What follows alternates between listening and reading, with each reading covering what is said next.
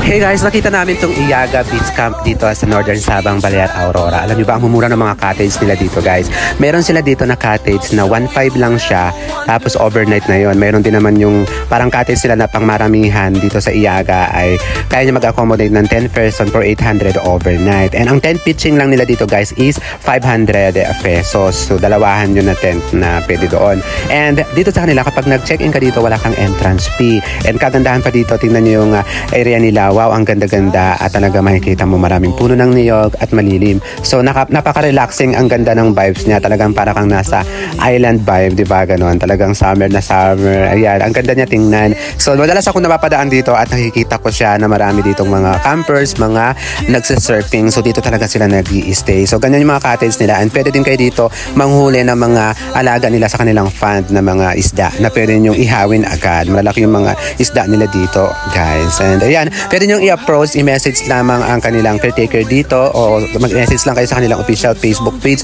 para sa reservation nyo, or kung meron man, magpa-reserve kayo ng mga kubo sa kanila. Yun lang guys, maraming salamat and have a great day ahead. Bye!